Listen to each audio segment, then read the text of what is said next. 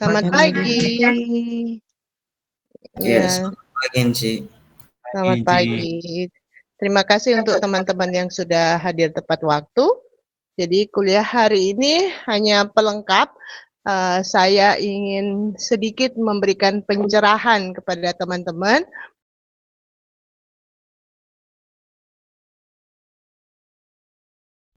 Jadi pertemuan kita pada hari ini saya adakan karena setelah saya dan Cik Novi memeriksa tugas-tugas kalian yang sudah dikumpulkan, ternyata kami menemukan bahwa masih banyak teman-teman mahasiswa yang mengutip atau mengambil karya orang lain tetapi tidak membuat pengakuan atau menuliskan sumbernya gitu ya. Jadi judulnya tadi itu adalah Stop Plagiarism. Jadi seperti Cik Novi bilang, hati-hati jangan sampai kita dicap sebagai plagiat gitu ya. Apalagi materi-materi yang teman-teman buat itu akan dipublish. Jadi kita masuk dulu kepada pengertian apa sih sebenarnya dengan plagiarisme. Mungkin teman-teman masih belum tahu apa sih itu plagiaris, apa itu plagiat gitu ya. Mari kita lihat sama-sama. Definisi plagiarisme adalah tindakan menggunakan karya orang lain tanpa izin atau pengakuan yang tepat, sehingga membuat orang lain percaya bahwa karya tersebut adalah milik sendiri. Jadi dalam plagiarisme fokusnya adalah integritas akademik atau profesional dari seseorang gitu ya, yaitu bagaimana dia punya kejujuran dan bagaimana dia membawakan suatu karya yang merupakan karya asli dari apa yang dia buat. Nah sekarang kita lihat apa contoh-contoh pelanggaran plagiarisme yang biasanya terjadi. Yang pertama adalah menyalin teks, kemudian yang kedua menggunakan foto, yang ketiga adalah menggunakan ide, kemudian yang keempat adalah menggunakan data. Jadi kalau dia menggunakan teks, yaitu yang plagiat ini dia menyalin teks dari buku seseorang atau dari artikel tanpa izin dan atau tanpa pengakuan. Kemudian menggunakan foto. Nah, ini kadang-kadang sering terjadi. Jadi plagiat tersebut menggunakan foto orang lain, karya orang lain tanpa izin atau tanpa membuat pengakuan gitu ya. Kemudian yang ketiga menggunakan ide. Jadi sebenarnya itu merupakan ide orang lain diambil oleh plagiat, kemudian dia tanpa izin dan tidak melakukan pengakuan yang tepat. Selanjutnya yang keempat yaitu menggunakan data. Nah, ini banyak juga yang menggunakan data. Jadi menggunakan data orang lain tanpa izin atau tanpa melakukan pengakuan yang tepat. Nah, sekarang kita melihat contoh kasus. Nah, ini saya angkat contoh kasus dari jurnal saya sendiri yang diterbitkan di Jurnal Teknik Universitas Brawijaya volume 13 nomor 1 bulan April tahun 2006. Jurnal saya berjudul Perubahan Wujud Fisik Rumah Tradisional Minahasa di Kota Tomohon dan Tondano, Provinsi Sulawesi Utara dengan studi kasus Desa Tonsiak Lama dan Desa Rurukan. Ini adalah hasil karya saya, tesis saya, diambil dari tesis saya dan saya waktu itu dibimbing oleh Profesor Dr. Shirley Wunas. Jadi dalam hal ini ada yang saya temukan dari karya teman-teman, ada yang mengambil gambar atau foto dari jurnal ini tanpa izin atau tanpa pengakuan yang tepat. Ini termasuk plagiarisme karena dari fotonya itu memang persis dan tanda panah itu diblok sehingga tertutup gitu ya. Jadi memang ini foto asli saya yang saya ambil waktu saya melakukan penelitian membuat tesis ya. Jadi ada baju-bajunya sama, semuanya sama dan saya sangat yakin, sangat tahu pasti ini foto saya ambil di mana gitu ya. Mari kita lihat bagaimana jalan ceritanya sehingga foto ini bisa masuk ke dalam karya teman-teman. Saya coba search di internet dan dengan sangat mudah saya menemukan ada karya dari Azhalia Salsa Isha Tompunu dan Feli Ferrowaro dengan judul Struktur Ketahanan Arsitektur Tradisional Rumah Woloan Terhadap Gempa. Jadi di sini saya menemukan bahwa ada gambar saya tanpa adanya pengakuan yang tepat. Nah, sekarang kita lihat gambarnya. Nah, pada gambar ini hanya tertulis Michael Ottolenghi, gambar 1 dengan judul gambar adalah sambungan pondasi pada rumah Woloan. Nah, padahal ini bukan rumah di Woloan, ini rumah yang ada di lokasi penelitian saya. Kemudian ini cara penulisan sumber ini juga harusnya bukan seperti ini, bukan Michael Ottolenghi gambar 1 seperti ini, tetapi harusnya tulis gambar 1 sambungan pondasi pada rumah Woloan dalam kurung.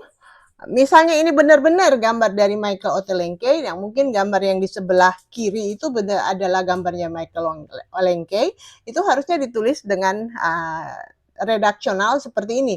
Jadi gambar 1 sambungan pondasi pada rumah Woloan dalam kurung Lengkei MOTL baru tahun berapa jurnalnya atau artikel dari Michael Lengkei itu ditulis misalnya tahun 2015 atau 2010 itu saya tidak tahu. Jadi seperti itu cara menuliskan sumber itu. Salah satu cara menuliskan bahwa foto atau gambar itu diambil dari bukunya siapa atau dari artikel atau dari tulisannya siapa. Ya, seperti itu. Oke, sekarang mari kita telusuri artikel dari Michael Ottolenghi itu seperti apa gitu ya. Kenapa ketika sampai ke Azhalia gitu, Azhalia itu dia tidak menuliskan lagi bahwa salah satu foto itu adalah foto saya gitu ya, bukan fotonya Michael Ottolenghi. Nah, ini kita lihat jurnalnya dari Michael Ottolenghi. Nah, ternyata pada artikelnya Michael ini juga tidak dituliskan bahwa gambar atau foto yang ada di situ itu adalah bersumber dari jurnal saya gitu. Harusnya di situ juga dituliskan bahwa ini adalah gambar berapa gitu.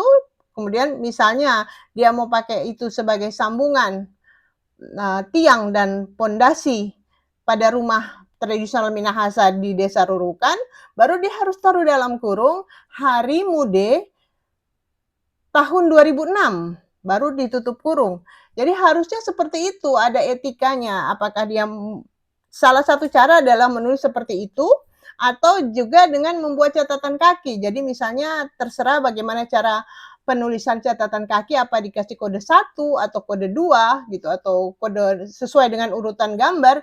Kemudian pada bagian kiri bawah dari kertas itu ditulis sumber gambar Hari Mude 2006.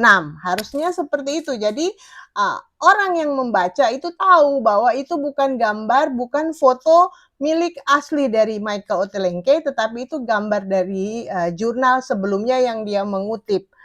Walaupun di sini Michael Ottolenghi juga menyantumkan nama saya atau karya jurnal saya itu pada daftar pustaka. Tapi seharusnya apapun yang dikutip atau diambil, baik tulisan maupun foto atau ide atau data sekecil apapun itu harus tetap ditulis, harus dibuat pengakuan bahwa itu adalah karyanya orang lain.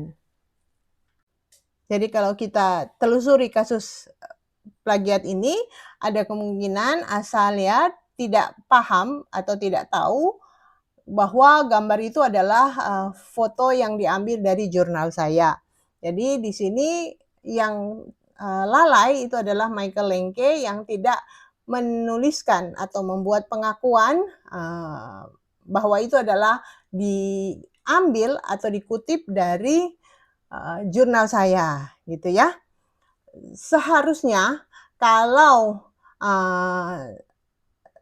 Ashalia itu mempelajari dengan sungguh-sungguh, tidak sembarangan mengutip, dia harusnya menyelidiki dulu, dia membaca daftar pustaka yang ada di bukunya atau di dalam artikelnya Michael Ottolenghi itu, bahwa di situ juga ada punya Debbie dan dia bisa melihat, oh ternyata foto aslinya. Jadi karena biasanya kalau menulis karya ilmiah kita harus melihat buku aslinya tuh karya sebelumnya itu punya siapa gitu ya, agar tidak terjadi kasus seperti ini. Dan jika hanya dilihat ujungnya, maka yang dicap plagiat adalah yang terakhir mengutip tanpa menyertakan pengakuan atau menyertakan sumbernya itu dari mana, ya. Jadi kalaupun asal ya mengambil dari Michael Ottolenghi dan Michael Ottolenghi menuliskan sumber yaitu dari jurnal saya, harusnya Asalia akan menulis seperti ini. Gambar 1, sambungan antara tiang dan pondasi pada rumah di Desa Rurukan, baru dalam kurung sumber Hari Mude 2006 dalam Ottolenghi 2000 berapa dia? 15 atau 2010? Ya saya kurang perhatikan. Jadi seperti itu. Jadi sumber aslinya ada, kemudian yang dibaca asalnya itu dari buku yang mana itu harus tetap ditulis. Nah itu adalah salah satu contoh terjadinya plagiarisme. Oke, sekarang kita lihat bagaimana konsekuensi jika kita tertangkap tangan melakukan plagiarisme. Ya, saya minta tolong Cik Novi untuk menjelaskannya. Konsekuensi pelanggaran plagiarisme. 1. Sanksi akademik. Konsekuensi akademik dapat berupa gagal dalam ujian, skorsing, atau bahkan dikeluarkan dari institusi pendidikan. 2. Sanksi profesional. Konsekuensi profesional dapat berupa kehilangan pekerjaan, kehilangan reputasi, atau bahkan tuntutan hukum. Baru ketiga, hukum. Konsekuensi hukum dapat berupa tuntutan hukum, denda, atau bahkan penjara. Untuk menghindari pelanggaran plagiarisme ini, pastikan untuk selalu mengakui sumber asli dan menggunakan izin yang tepat saat menggunakan karya orang lain.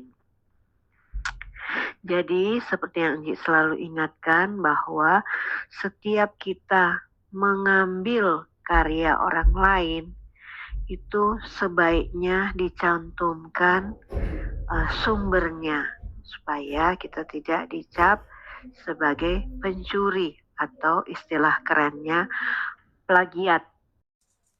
Sepakat dengan Cik Novi, jadi kita bukan hanya sebaiknya tapi seharusnya menyertakan sumber di mana kita mengambil karya orang lain tersebut. Karena kita tidak tahu bagaimana sulitnya orang itu ketika dia melakukan penelitian dan mengambil gambar-gambar atau berpikir untuk membuat suatu alinea, teks alinea, dan kita mengambil dengan seenaknya saja. Mungkin kita pun akan sangat tidak suka jika hal itu terjadi kepada diri kita sendiri. Oke, dan saya harap dengan video ini teman-teman benar-benar bisa menjadi pengalaman belajar ya, pengalaman belajar dalam membuat suatu karya ilmiah. Jadi ini tidak ada maksud untuk menjatuhkan siapapun, tetapi dijadikan ini sebagai warning, jadi sebagai peringatan bahwa jangan sampai kita menjadi orang-orang yang tidak beretika moral. Jadi saya tetap mendoakan dan sangat berharap teman-teman mahasiswa itu menjadi sarjana-sarjana yang beretika, bermoral, berhati mulia, dan berintegritas dengan selalu menghargai karya dari orang lain. Pada pemaparan tadi, saya juga sudah memberikan contoh bagaimana menuliskan sumber dari gambar atau foto yang kita ambil dari karya orang lain untuk digunakan pada karya kita. Nah, sebenarnya itu hanya salah satu contoh, ada contoh lain misalnya dengan menuliskan sumber fotografer siapa gitu. Baru kalau itu diambil dari jurnalnya atau artikel yang lain, itu kita tambahkan tahunnya kapan itu diambil. Nah, kemudian bisa juga dengan menuliskan URL sumbernya, kemudian dengan membuatkan, keterangan atau catatan kaki, jadi pada gambar tersebut diberi nomor, kemudian di bawah, diberikan catatan kaki, keterangan itu foto tersebut diambil dari jurnal siapa, dalam rangka apa, dan seterusnya. Selanjutnya, sebenarnya masih ada materi juga tentang bagaimana membuat kutipan dari suatu sumber atau mencantumkan sumber dalam sebuah kutipan dalam karya ilmiah Anda. Tetapi saya kira itu sudah bukan ranah mata kuliah ini. Mungkin teman-teman bisa bertanya kepada dosen metode penelitian atau pada dosen pembimbing masing-masing, kira-kira bagaimana sih aturannya. Sejauh ini saya tahu di buku pedoman penulisan skripsi Fakultas Teknik itu, kebetulan saya juga ikut menyusun buku tersebut dan saya tahu di dalam buku tersebut dituliskan bagaimana etika kita dalam mengutip, atau menyentumkan sumber dalam suatu karya yang kita ambil dari karya orang lain. Saya kira itu.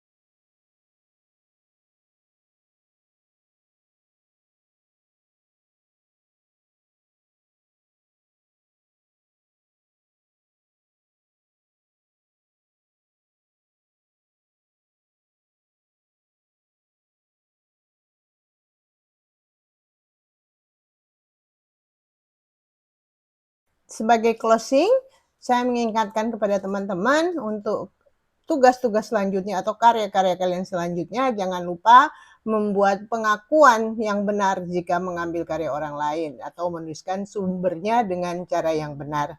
Oke. Kuliah pada hari ini sudah selesai. Sekarang kita absen. Mohon buka kamera.